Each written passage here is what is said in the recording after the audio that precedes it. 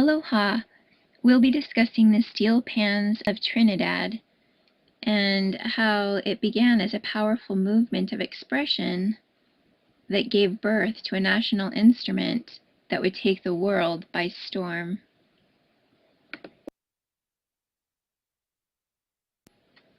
Trinidad is the southernmost island in the Caribbean, and it's located only 7 miles off the northeast coast of Venezuela.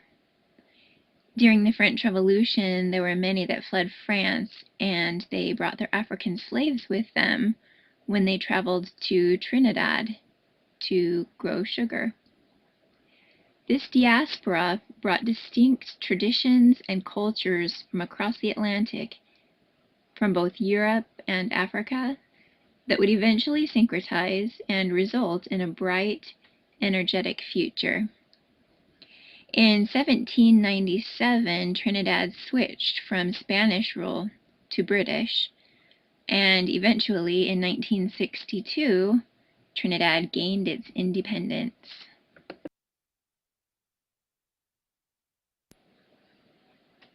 The slaves and the commoners were not treated well in Trinidad in the 19th century and early in the 20th century. There was much oppression, and the people would use the tambu bamboo as a form of communication, and also during the carnival festivals and celebration, they would hollow out these bamboo reeds and then strike them with sticks to make music. But then at the beginning of World War II, the British colonial government banned that. Ingenuity then kicked in, and the people found that they could find discarded 55-gallon oil drums or steel drums, and that when struck, those made a pretty cool noise too. So the Trinidadians, seeking freedom to express themselves, found a new way to make music. In fact, some people would even use milk pans or biscuit tins, anything that they could to strike and get noise out of. As the steel drum, or as it evolved, the steel pan, over time it became chromatically pitched, and it was played by striking it with rubber-tipped sticks. We are going to watch 2 short videos. The first is of a group playing the tambu bamboo during carnival, and then the second video will be of Mighty Jama playing the steel pan.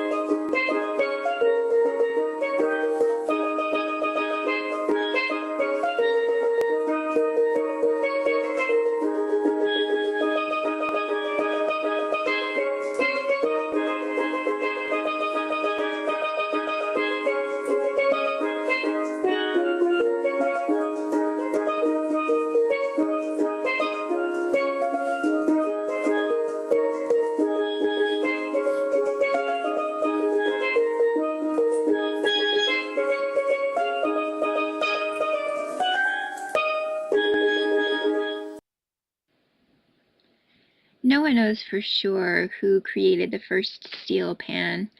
You hear names thrown around such as Ellie Minette, Tony Williams, Winston Spree, Simon.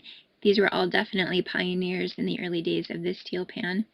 I'm going to play a short part of a song by a calypso singer named Lord Kitchener, and he's singing about the beginning of the steel pan. He does sing pretty quickly, but the lyrics are, "Everybody wondering how this steel band starts. When you get to know it, it will break your heart. I tell you now, it was founded by one Winston Spree, and this is how he started his first melody. Be-do-be-dum, tum-ping, tum-ping." Here it is.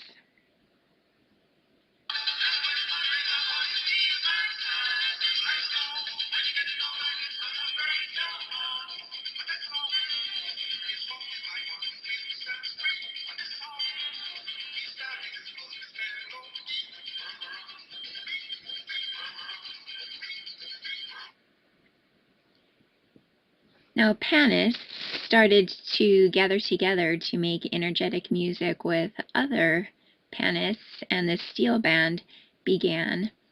There wasn't much international recognition at first. In 1941, there were U.S. Navy men who were stationed in Trinidad that loved the music and ended up taking it home and sharing it, also sharing it a little bit abroad. But in the upper right-hand corner of this slide, you see a picture of the Trinidad All-Steel Percussion Orchestra. They went to Great Britain in 1951, and that's really when internationalization began with the steel pan. Many people were exposed to this instrument and to the music that could be made from it, and it really started to take off.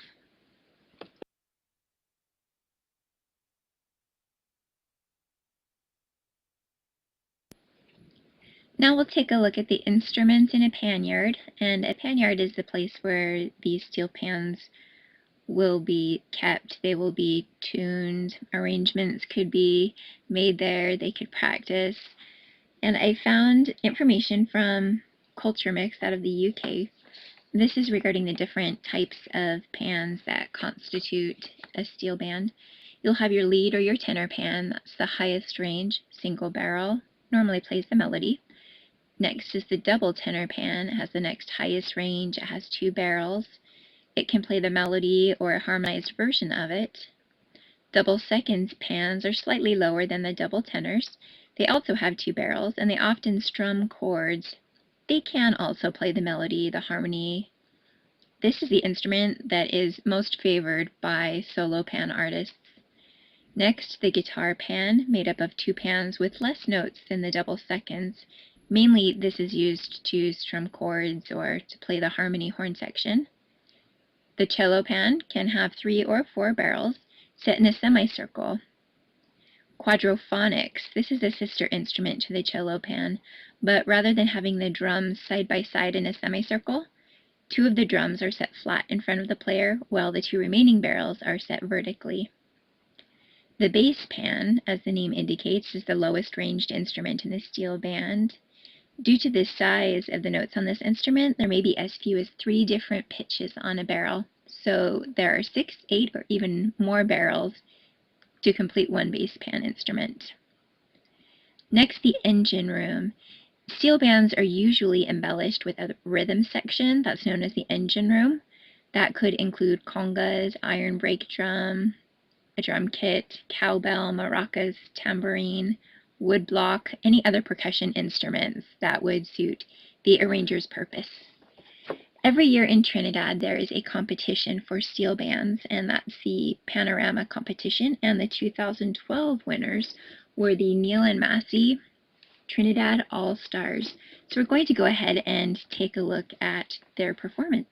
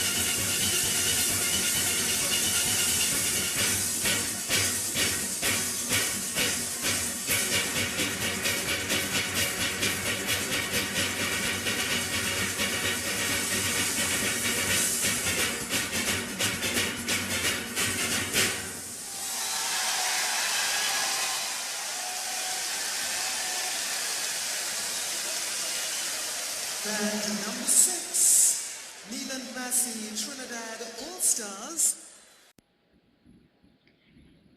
And now we can see pans in the 21st century, or the age of technology, and the evolution that continues there. The picture on the left shows an E-pan, or an electronic steel pan instrument. The upper right-hand corner has a picture of an app for an iPhone. They also have apps for Androids and the iPad, of course.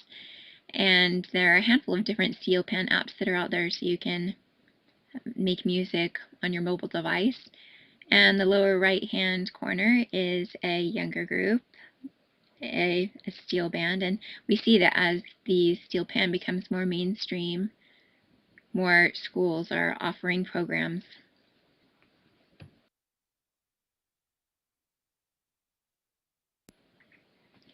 In conclusion, we can see how this instrument that was created in the oppressed neighborhoods of Trinidad not too long ago has quickly become such an integral part of the Trinidadian culture, especially their music culture, and it's also had a profound impact on world music. I would like to conclude this presentation with a video of Mia Gormandy, and she will be playing the Steel Pan Concerto by Jan Bach of Illinois. She'll be playing with the Northern Illinois University Philharmonic. I hope you enjoy, and aloha.